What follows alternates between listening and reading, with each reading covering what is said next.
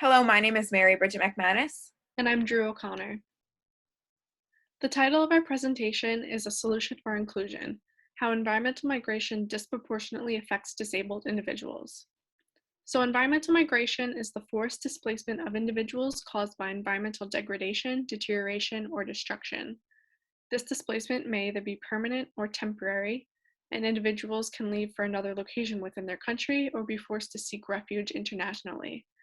And environmental migration can take the form of either a spontaneous flight or be an enforced evacuation order. So climate change is the overarching cause of environmental migration. This is because climate change has led to more frequent and intense natural disasters. Additionally, the human impact which has led to climate change also adds to its effects and can force migration. Predictions state that by 2050, most coastlines will be uninhabitable and many resources will be non-existent. Additionally, by 2100, some places will have unbreathable air due to pollution. Therefore, the incidence of forced environmental migration will only increase. Environmental migration is a very relevant issue in today's society. According to the Internal Displacement Monitoring Center, nearly 1,900 disasters triggered almost 25 million new displacements globally in 2019.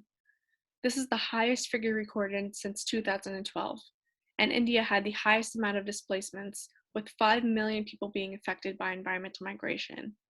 This was due to 2019 being the 7th warmest year on record, which caused record monsoons and tropical storms that forced many people to migrate elsewhere. It's also worth noting that populations living along coastlines are more at risk of environmental migration due to the effects of climate change, such as rising sea levels and increased severity of storms. Today, approximately 3 billion people live within 200 kilometers of a coastline.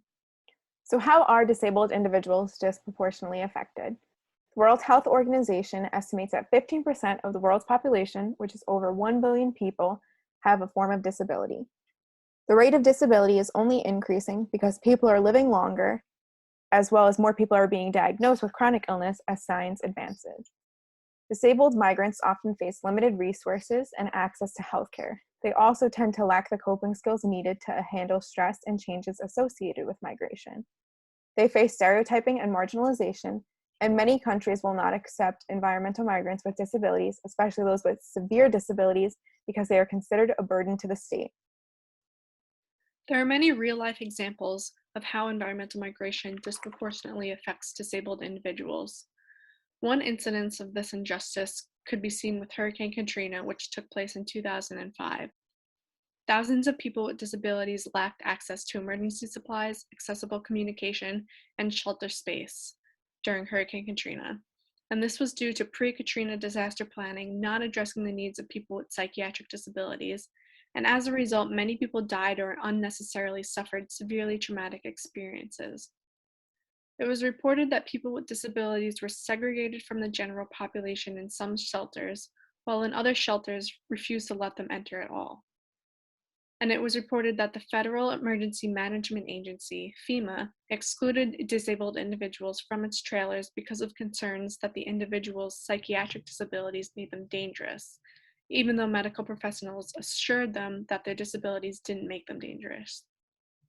And it was also recorded that the American Red Cross barred sign language interpreters for people who were deaf. And in the months following Katrina, the New Orleans Police Department reported that the city's suicide rate became 9 times higher than the national average, and it would be expected that this increase would also include some disabled individuals. Also, another real-life example can be seen in Australia, where bushfires caused 65,000 displacements between July of 2019 and February of 2020. Recent research by the Bushfire Collaborative Research Center found that less than 1% of people would be willing to leave their house on days of extreme fire danger. Instead, many people choose to wait and see whether they have to leave. This sense of thought may be heightened for individuals with disabilities because leaving early may force them to leave behind essential equipment at home. Significant gaps exist in current bushfire preparedness for people with disabilities, and it was reported that some evacuation centers were not equipped with disability-friendly modifications, such as wheelchair accessibility or space for mobility scooters. So a final example of this injustice is the Great East Japan earthquake in 2011. The reported mortality rate among disabled individuals was 4 times higher than that of the general population. In the statistic, disability involves individuals with physical, intellectual, and psychosocial disabilities. This was probably heightened because of the fact that earthquake protocol did not include a perspective for disabled individuals. So although disasters equally affect all citizens, the ability to handle disasters and its repercussions is not equal, which is why we need to include a perspective for those with disabilities.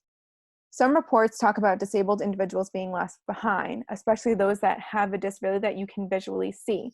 So in these cases, when people went to go rescue those within these areas that were damaged, they would leave behind those that did have disabilities and would not help them.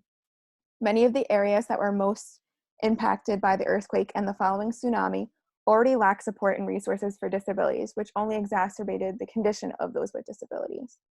Although Japan has made some progress in its disability support, a severe negative bias continues to persist in the country when it comes to how disability is viewed. Therefore, this allowed for the atrocity to occur because those with disabilities are not seen as an equal individual. Our proposed solutions align with both the UN Sustainable Development Goal number 3, which relates to health and well-being, as well as the UN Universal Declaration of Human Rights, Article 25, which states that everyone has the right to a standard of living adequate for the health and well-being of himself and of his family, including food, clothing, housing, and medical care, and necessary social services, and the right to security in the event of unemployment, sickness, disability, widowhood, old age, or other lack of livelihood in circumstances beyond his control. The first part of our solution involves the inclusion of disabled individuals in government evacuation plans and policies.